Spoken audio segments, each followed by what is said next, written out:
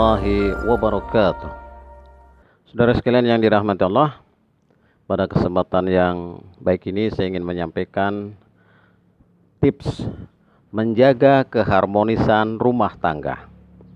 Tentunya keharmonisan rumah tangga itu menjadi sesuatu yang menjadi idaman kita, harapan kita, dan doa kita. Sekaligus doa orang lain kepada kita. Apalagi ketika menjadi pengantin, menjadi pasangan akad nikah, banyak orang yang mendoakan. Nah, bagaimana kita menjaga tips agar rumah tangga menjadi bahagia, harmonis, dan yang kita harapkan? Ada 10 tips yang ingin saya sampaikan. Yang pertama, perbaiki komunikasi. Jadi kita harus banyak komunikasi dengan pasangan kita. Hambatan, kendala paling besar era sekarang ini adalah komunikasi.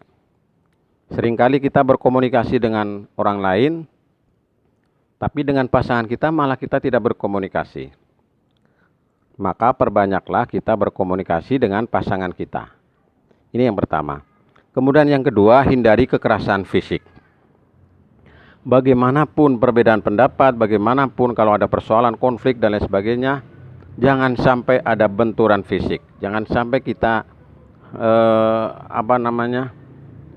memukul, menyakiti dan seterusnya secara fisik. Ini yang kedua, saudara sekalian. Kemudian yang ketiga, buatlah keputusan itu secara matang. Apabila ada persoalan-persoalan yang harus diputuskan, maka putuskanlah dengan baik. Dari berbagai sisi, dari berbagai aspek, sehingga ini keputusan yang terbaik. Memutuskan segala sesuatu harus diputuskan dengan sempurna. Ya, ini yang ketiga, saudara sekalian. Kemudian yang keempat, berbanyaklah rasa bersyukur pada Allah Subhanahu wa taala. Jangan sampai kita tidak bersyukur. Apapun yang ada harus kita syukuri. Apapun yang menimpa diri kita harus kita syukuri. Itulah yang terbaik dari Allah. Maka yang keempat, kita harus bersyukur pada Allah Subhanahu wa taala, dan pasti akan ditambah nikmatnya. Janji Allah, barang siapa yang bersyukur. Dan orang yang mengingkari, orang yang tidak bersyukur, maka dia akan sulit mencapai kebahagiaan. Maka saudara sekalian, hendaklah kita mari banyak bersyukur. Kemudian yang kelima, saudara sekalian, saling menghargai. Orang tentu ingin dihargai, ingin diapresiasi, maka hargailah pasangan Anda.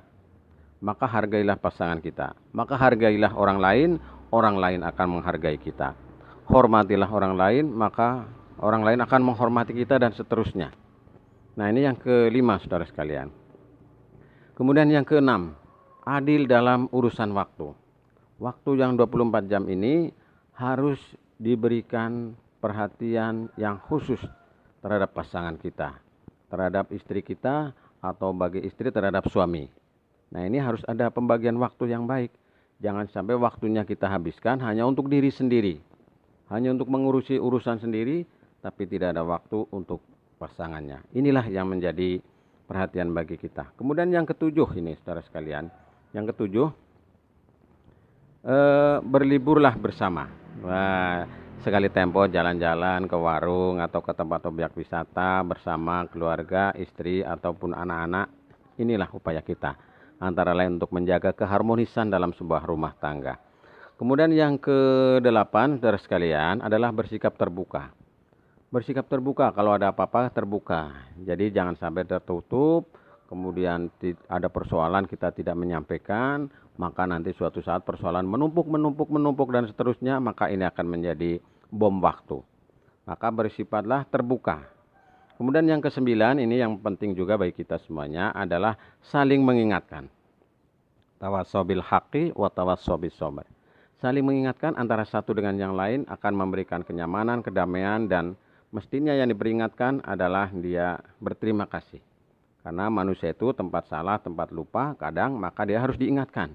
Bukan tidak tahu, kadang lupa. Kadang dia ingat, kadang dia lupa, dan seterusnya.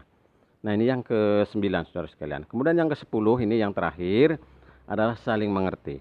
Antara satu pasangan dengan yang lain, hendaklah saling mengerti terhadap sebuah perbedaan, terhadap sebuah keinginan yang tidak sama, selera yang tidak sama, dan lain sebagainya.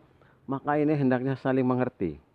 Karena dua kutub yang bertolak belakang, yang berbeda, laki-laki dan perempuan bersatu, maka ini harus ada saling pengertian. Laki-laki perempuan ini mempunyai perbedaan karakter psikis, fisik dan seterusnya, maka kita harus saling mengerti. Inilah tips ya, sederhana, mudah-mudahan bermanfaat. 10 tips menjaga keharmonisan rumah tangga, dan ikuti terus kajian-kajian psikologi yang insya Allah bermanfaat bagi saya dan umumnya bagi saudara sekalian. Terima kasih. Assalamualaikum warahmatullahi wabarakatuh.